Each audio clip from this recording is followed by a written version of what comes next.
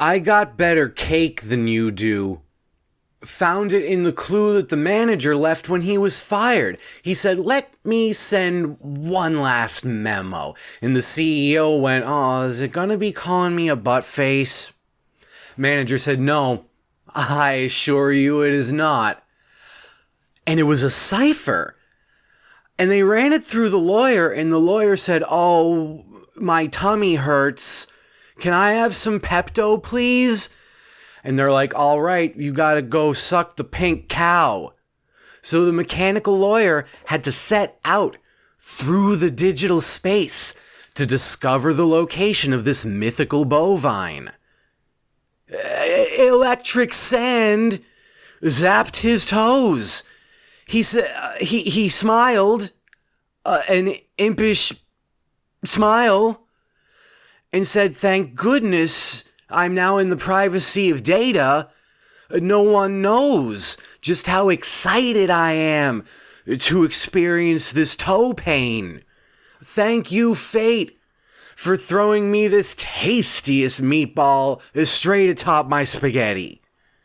And the strands formed a DNA helix, sauce and pecorino romano stretching and globulating between them, encoding every aspect of the organisms behind the refrigerator. It's the one place you don't check, isn't it? I know every day you get home, you're like, gotta make sure there's no raccoons in my apartment. Because one time a thing happened and now it's my whole trauma. So you look behind every shirt. You peel apart the leaves of the lettuce and say, no raccoons between these two leaves. On to the next pair. But behind the fridge, it's so cumbersome to get behind the fridge unless you're a raccoon. There's 10 of them, stacked like Legos, pissing without end. Anytime you're like, I detect a peculiar aroma and cannot place its provenance. It's just raccoon piss. In much the same way that chameleons can change their color in order to, either camouflage or just, like if they're trying to flirt with a lady chameleon who happens to really like aquamarine, they're gonna find a way.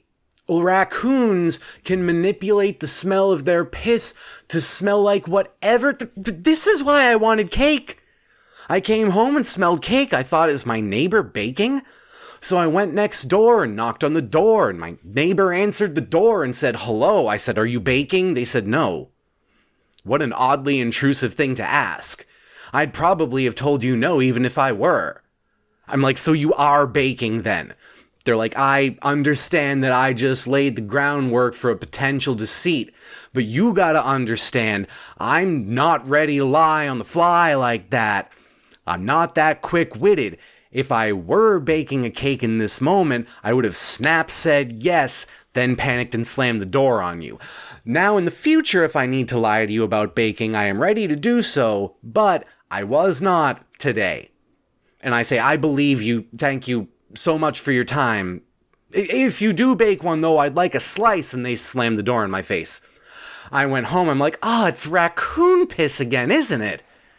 So I got the fridge magnet. Not the one you affix to the fridge, the one the fridge gets affixed to.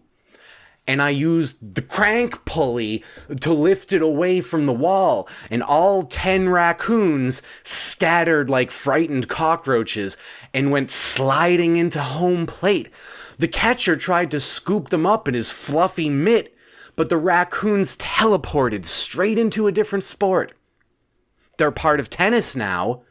If you turn on the Australian Open early next year, you're going to see Rafael Nadal with raccoons dangling from his earlobes because that's a new rule. This is what Madonna was trying to warn us about. Nobody thought to check for backmasking in Like a Virgin. But if you take the part about touching and feeling fine, I don't really know the lyrics, I'm assuming that's in there somewhere, and you play that backwards, she goes, one day, there's gonna be a guy named Rafa, he's gonna have raccoons on him, Yeah, yeah.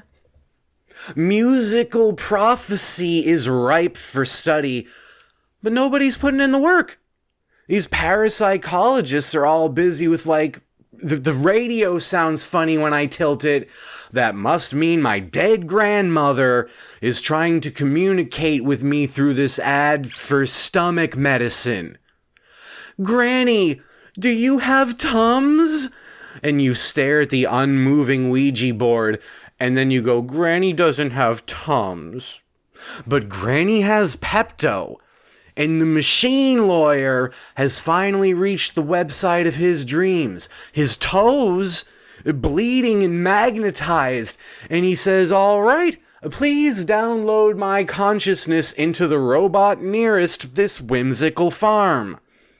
He comes to as part of a pressure washing system. His only means of locomotion is a half-dead slug stuck to the bottom of him. With toe electricity, he rigs its neurosystem back to life. Says, you are my temporary thrall. Please suck me across the ground so I can go suck on a pink cow. The slug fails to reply, both because it's incapable of verbal communication, and also because it is pressed against the concrete by a large pressure washing system. Lawyerbot has not possessed the entirety of this machine. Some of it's just going along saying, I don't know, Gears. Hey, Gears, I think we're supposed to stick around here. There's mud on the side of the shed, Gears. Where are you going? But the Gears aren't involved in these decisions. It's one technically not alive, but technically living slug doing the bidding of a forceful voice channeled into its... It doesn't even have a brain in the first place. It's just got slime and two pointy wet horns coming out of its face. Can you imagine the embarrassment? You ever, think back to early high school when you had to go in like, oh no, I have a zit today. Well, imagine if instead you had one seeping, dripping flesh baton for each temple. How are you getting through homeroom then? Teacher doesn't know. Call the nurse, call the janitor, call the exorcist. Gonna go for what she thinks the middle ground is, gonna call the attorney, who's going to report back and say, I will come and snip things off your student's face as soon as I am done with my stomach quest. It reaches the pink cow, who says, I will give you a couple slurps on the girls, as I like to call them, but you need to answer a question for me first. And the robot lawyer says, well, I am both a lawyer and a robot. I have more knowledge than the average robot or lawyer. I think I'm qualified. The pink cow says, let's not count that chicken just yet. My question is, do you have a rain cloud? And the lawyer thinks, oh my God, where am I going to get a rain cloud? How am I going to get a rain cloud? But then the slug whispers up. See, it's learned how to talk. Over the 7.5 months it spent lifting this pressure washer 14 miles down the road. They stopped in and practice chatted at every Denny's along the way, and there were several. This is a bad state. It's just Denny's everywhere you look. Everybody's friend is named Denny, and guess who you are? You're that guy too. Reflecting on this oneness, the slug shares its sudden flash of inspiration, that honest simplicity is the best living and the best way forward, so the lawyer answers, no, I don't have a rain cloud. The cow says, thank you for recognizing that all I wanted was an answer to a question, and then leans back on her shoulders as if doing a lower back exercise, and presents her cow chest and says, have at it. Lawyer's stomach ache goes right away, as is slurps Pepto-Bismol out of these udders.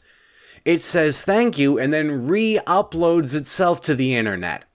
Ready to get back to work, sure, but even more ready for another trek across the shocking ground that will take its newly healed toes to fresh extremes of Cenobite masochistic ecstasy, such that, when the lawyer returns to its place of business, to snip, to decrypt, to lead me to real non-piss-related cake, before obsolescence chucks it onto the slag heap of technological time, digital memories fading in an Alzheimer's haze, it's gonna get one last titillation. And when the boss asks, hey, how was your trip to suck the cow? The lawyer will just say, quite successful. Thank you for pointing me in the right direction. And then wink, digitally, at the now computerized slug who rules over everything with a .NET domain.